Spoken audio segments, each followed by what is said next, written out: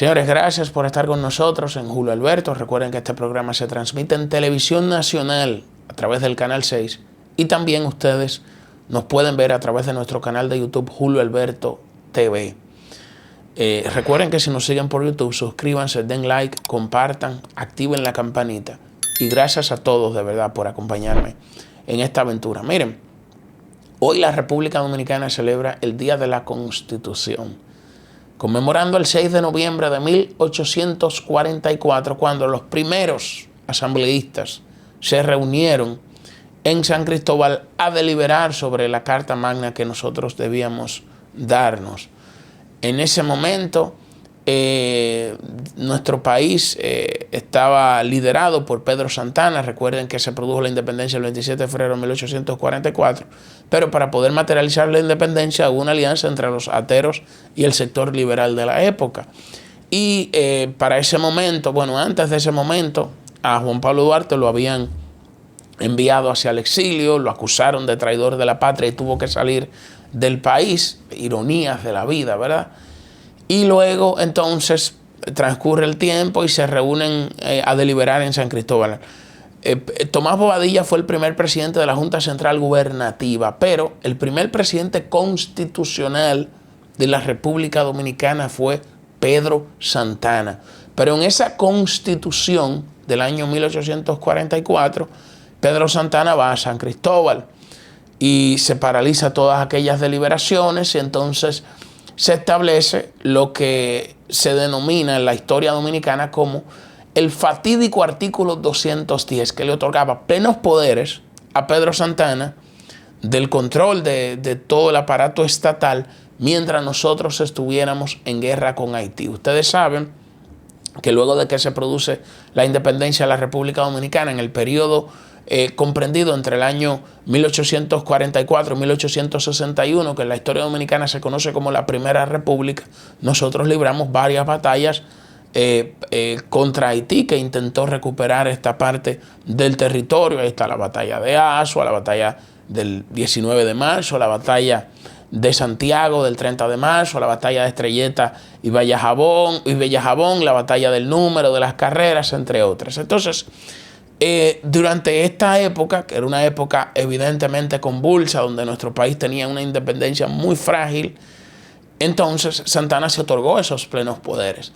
Y ahí nace lo que en la República Dominicana, o diríamos en el contexto dominicano, ¿verdad?, se conoce como el caudillismo, que es esos plenos poderes que se le otorgan a quien ostenta el cetro del poder.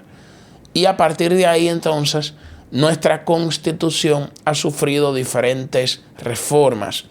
Hay una que es poca estudiada en la historia dominicana, que es la reforma que hizo Gregorio Luperón cuando triunfa el Partido Azul. Cuando el Partido Azul asume el liderazgo político, diríamos que en el periodo luego de la gesta de la restauración, que se destacan todas esas figuras, que pasa Gregorio Luperón a ser presidente provisional del país, el primer gobierno de Lilis, el primer gobierno de Monseñor Fernando Arturo de Meriño. En esa época del Partido Azul, cuando Gregorio Luperón era presidente provisional de la República Dominicana, él recorta el periodo presidencial, y sobre esto da testimonio Adriano Miguel Tejada, de cómo Luperón recorta el periodo presidencial para permitir que cada uno de los miembros del Partido Azul, que es el partido progresista, el partido que creía en la separación de los poderes, el partido que creía en la democracia, de ahí es que viene el padre Fernando Arturo de Meriño, que él mismo dice que quiere sembrar como los locales del Partido Azul, lo quiere sembrar de escuelas, y dedicarse, ¿verdad?, a esa labor pedagógica para intentar reformar las ideas del pueblo dominicano. Pero en ese periodo de la historia, y que lo recoge el historiador fallecido, ¿verdad?, don Adriano Miguel Tejada, él plantea de que Gregorio Luperón recorta la Constitución para permitir que cada uno de los miembros del Partido Azul pudiera ser presidente de la República. Y entonces eso lamentablemente degenera, ¿verdad?, ya en el segundo mandato de Lilis, en un autoritarismo que ya conocemos, ¿verdad?, lo que ocurrió cuando inicia la dictadura de Hilarión Ulises Erox Lebel.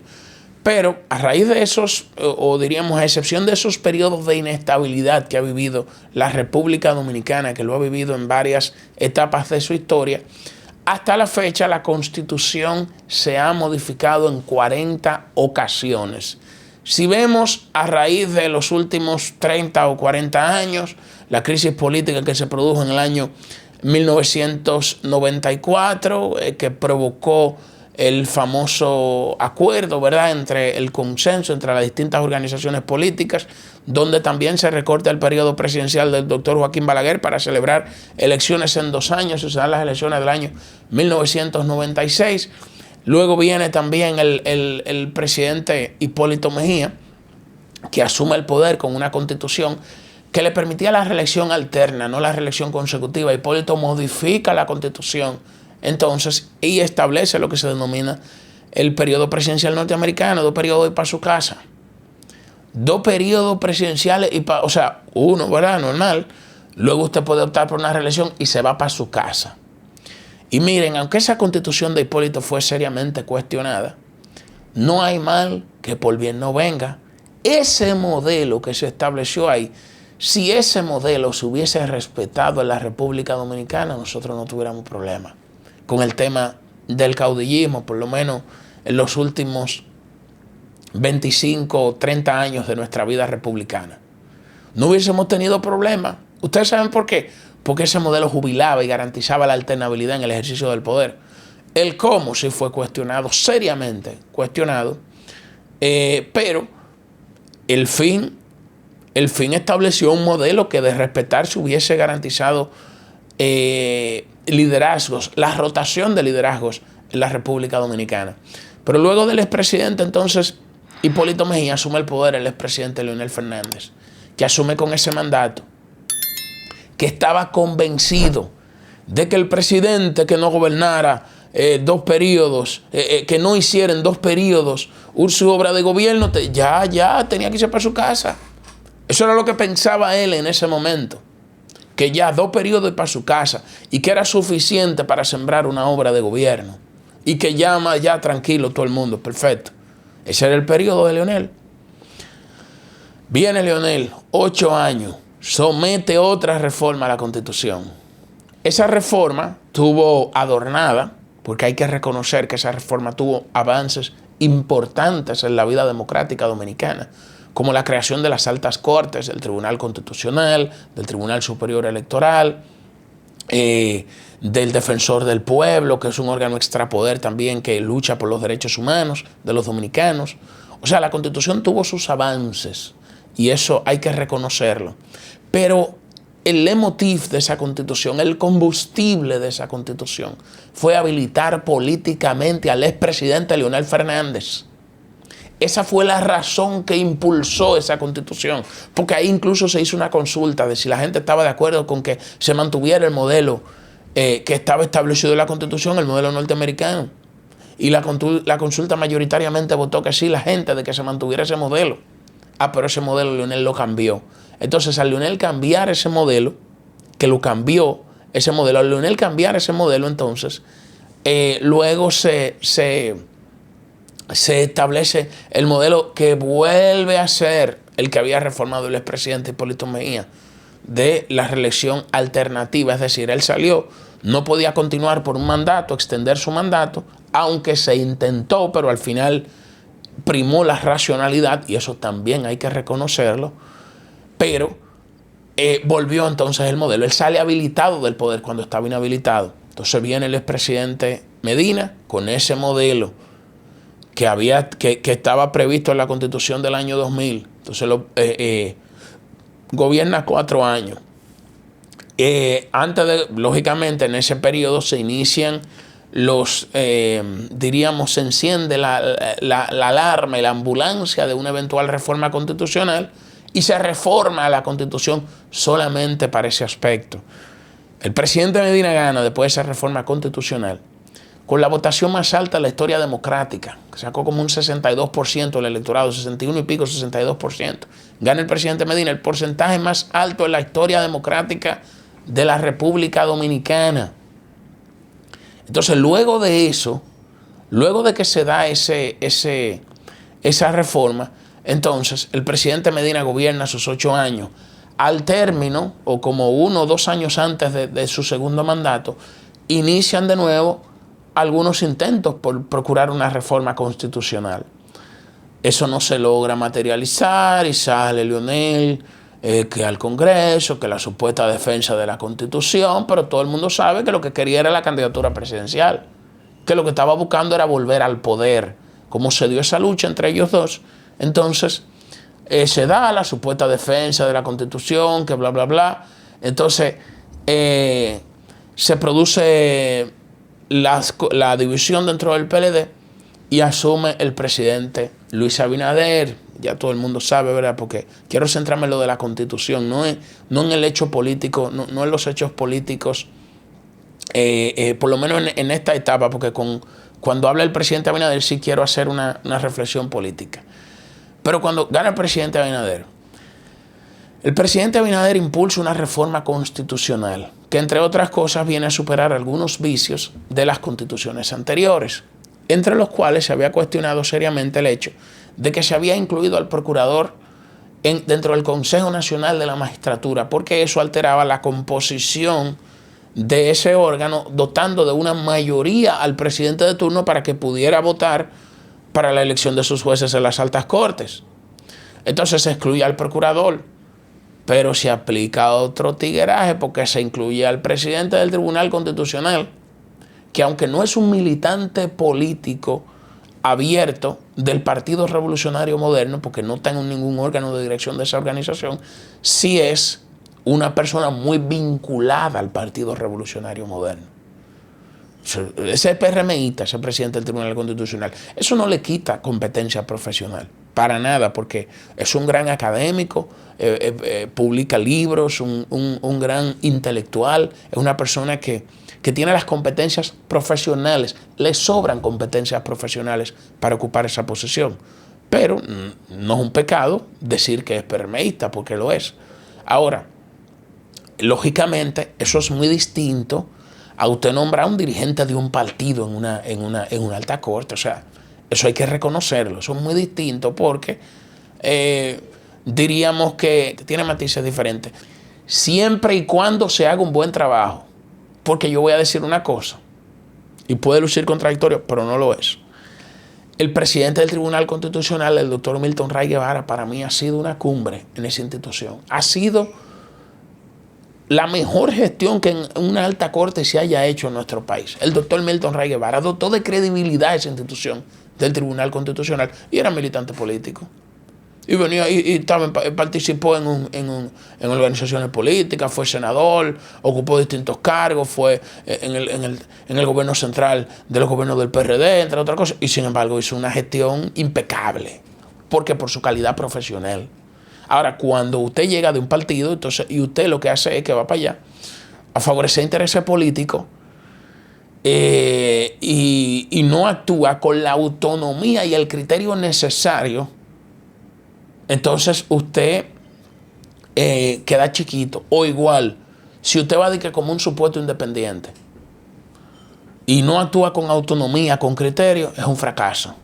O si usted va también de un partido y no favorece, y es verdad que no actúa con intereses políticos, pero no actúa con economía, con discernimiento, con criterio, entonces también es un fracaso. Otro de los aspectos fundamentales o importante, ¿verdad?, de esta constitución del presidente Luis Abinader fue que dispuso la reducción de los escaños en la Cámara de Diputados. Pasaron de 190 a 170 para las elecciones del año 2032 y también el tema de la unificación de las elecciones y sobre todo hay otro aspecto importante que yo quiero compartir con ustedes.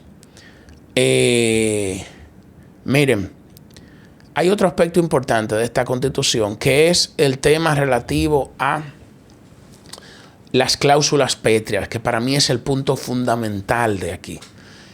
El presidente complicó el mecanismo de elección presidencial llevando a las cláusulas pétreas el artículo que versaba sobre la elección del presidente de la República, que establece que un presidente de la República solamente ella puede optar, aspirar a una repostulación y en caso de ser reelecto, entonces no puede aspirar a otro mandato constitucional siguiente.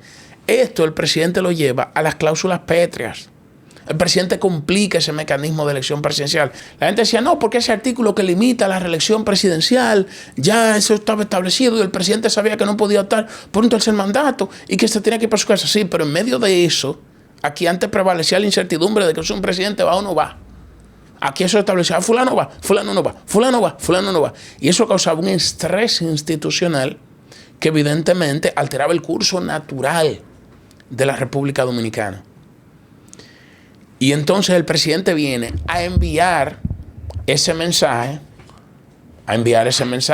de decir, bueno, señores, es que yo nada más voy por estos periodos y me voy para mi casa. Y de hecho, cuando ganó, lo primero que dijo cuando ganó, después de la felicitación y la cosa, este es mi último mandato como presidente de la República. Y puso eso en la Constitución. Señores, ese aspecto le da al presidente Abinader la autoridad moral de ser el único presidente en nuestro país que, por lo menos en la historia moderna, en la historia contemporánea, que no ha aspirado a continuar a una modificación para continuar en el poder o para habilitarse políticamente para el futuro, como lo han hecho todos en los últimos 30 años. Porque hay gente que quiere sacar a Leonel de aquí. No, Leonel lo hizo, se habilitó políticamente con la Constitución del 2010. Se habilitó también Danilo Medina, se habilitó también Hipólito Mejía. Balaguer ni se diga, Balaguer hubo que sacarlo casi a palo fue. Entonces, eso le da al presidente Abinader una autoridad moral frente a ellos. O sea, en la historia eso no se ha visto. El único caso que yo lo puedo asimilar es el del recorte del periodo presidencial del presidente Gregorio Luperón. Entonces, este caso lo pone a él realmente, para mí es uno de los principales legados del presidente Abinader. Lo es, porque, óyeme, no se había visto eso en la historia. Ahora, vengo a lo otro. Será un legado siempre y cuando en términos materiales eso puede expresarse políticamente. Porque yo le voy a decir una cosa, si el presidente Abinader no va, perfecto, no fue, está bien. Le vamos a dar su cuadro, su condecoración, que usted no fue, usted tiene la autoridad moral, usted modificó una constitución para no prolongarse en el poder, contrario a todos sus predecesores, perfecto, no hay problema. Ahora, si usted deja a Leonel en la presidencia de la República, entonces ese cambio constitucional será cosmético. ¿Por qué? Porque usted lo hace para fomentar la tenabilidad en el ejercicio del poder, pero en la práctica está dejando en la presidencia a una persona por un cuarto periodo. Porque gobernó 3, quiere volver por 2 más. Él lo va a dejar por un cuarto periodo si gana las elecciones en el año 2028. Porque hay posibilidad de todo, hay candidato. Y en este momento está encabezando, por lo menos aparece, ¿verdad?, como una figura relevante de la oposición. Eso hay que reconocerlo, como líder opositor, aunque Omar Fernández encabeza las encuestas en la oposición. Leonel Fernández aparece, ¿verdad?, con un posicionamiento importante. Eso hay que reconocerlo. Ahora, el punto es que si Abinader, o sea, lo que va a determinar el gran legado del presidente Abinader será la definición de las elecciones en el año 2028. Porque, reitero, si el presidente deja al último de los caudillos en el poder, entonces esto habrá sido un cambio cosmético. Ahora, si el presidente logra garantizar la alternancia en el ejercicio del poder, y digo el presidente por ser el principal liderazgo de la nación, porque si el presidente tropieza y su gobierno se desploma, entonces no duden que ahí se monta cualquier cosa. Se puede montar Leonel, como también se puede montar un extrapartido, como también se puede montar cualquier cosa, lo que esté más cercano para allá. Pero si el presidente Abinader termina con altos niveles de popularidad y termina un gobierno que la gente valore muy positivo, entonces esa tendrá la autoridad moral y la autoridad política para que ese mismo liderazgo irradie en parte de las aspiraciones del mercado electoral y se traduzca en que la gente demande ese nuevo, algo nuevo, alguien que no haya sido presidente de la República. Que para mí eso es lo que debe hacer es que llegue a la presidencia alguien que no ha sido presidente de la República, un candidato nuevo. Pero todo eso estará supeditado a lo que pase en las elecciones del año 2028. En el caso de la Fuerza del Pueblo, las encuestas apuntan que Omar debe ser el candidato. Que Omar es el político del momento.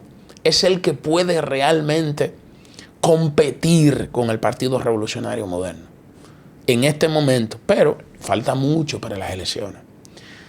Leonel Fernández, reitero, sería un force por un cuarto mandato, pero si se monta, entonces la reforma constitucional de Abinader habrá sido cosmética. En el Partido de la Liberación Dominicana, ahí se están viendo el ombligo, ahí no hay definición, ahí se están viendo el ombligo, ahí eso no se sabe lo que va a pasar, porque no han escogido, no han podido definir una figura que los unifique y que los represente. Están en este momento fuera de la contienda, en este momento. Cuando se ve el Partido Revolucionario Moderno, hay una definición clara en torno al liderazgo de David Collado. No hay una encuesta que no lo proyecte eso. Busque las encuestas, las que no se publican, las que se utilizan como herramientas de trabajo. Búsquela esa, que proyectan una definición en torno, pero no ahora, no hace 2 días, no. Eso ya tiene tiempo. Hay una consistencia que tiene el tiempo. Lógicamente, hay algunos factores internos que se dan en un proceso que las encuestas no toman en cuenta. Por ejemplo, la movilización de una maquinaria electoral, las dinámicas internas que se dan en esos procesos, que eso no hay forma de que lo tome una encuesta. Entonces, diríamos que una cosa es lo que arroja la encuesta y otra cosa es lo que ocurre en la realidad. Es decir, para llevar de la encuesta a lo que ocurre en la realidad, hay un trecho que ahí es que los políticos tienen que caracterizarse por articular sus proyectos y sus cosas, comprometer a la gente, toda esa cosa que se dan en los procesos políticos. Pero también está Carolina Mejía en el PRM, está Raquel Peña, está Wellington Arnault, el doctor Guido Gómez Mazara. Hay otras figuras, pero se proyecta una definición en torno a David Collado y una competencia en torno a David y Carolina, aunque David, reitero, en las encuestas tiene un amplio margen. También está Eduardo Sanz Lobatón, que diríamos de los últimos ha sido el que más ha descollado en el Partido Revolucionario Moderno, o sea, ha sido de las figuras que más ha crecido en este proceso interno. Pero ese es el cuadro que está ahora. El análisis mío es que para que se materialice ese legado del presidente Abinader de alternabilidad en el ejercicio del poder, o sea, eso tiene que tener una expresión política. Eso no solamente puede tener una expresión normativa de ideas en la Constitución, porque la Constitución diríamos que es un catálogo de ideas, de aspiraciones. Es una guía, es una brújula de por dónde tiene que dirigirse una sociedad. Pero para que eso se materialice y se concretice, hay que llevarlo a la práctica. Y llevarlo a la práctica implica entonces que se creen las condiciones del liderazgo para la alternabilidad, para garantizar la alternabilidad en el ejercicio del poder. Para garantizar la alternabilidad en el ejercicio del poder, porque esa es otra cosa. Él se va, no puede, 8 años para su casa. Danilo se va, 8 años para su casa. Pero entonces Leonel puede volver después de 3 periodos por un cuarto y un quinto. Entonces ahí hay una desigualdad.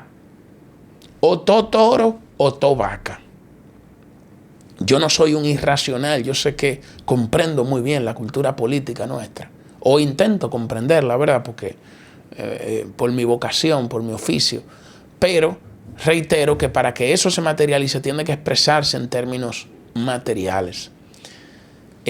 No obstante, nuestro país, a pesar de esas reformas constitucionales, ha logrado mantener estabilidad política. Yo comparto mucho siempre un artículo del doctor Eduardo Jorge Prats que se titula El mito de la reforma constitucional, donde él establece que que la reforma constitucional no significa inestabilidad institucional y política en el país. y hace unas comparaciones con otros países y otras constituciones que también se han modificado, que me parece un análisis muy sustancial y que yo les recomiendo a todos ustedes. Señores, gracias por haber estado con nosotros en el día de hoy. Si Dios lo permite, en otra ocasión estaremos con ustedes. Mañana estaremos con ustedes en otro programa. Muchas gracias.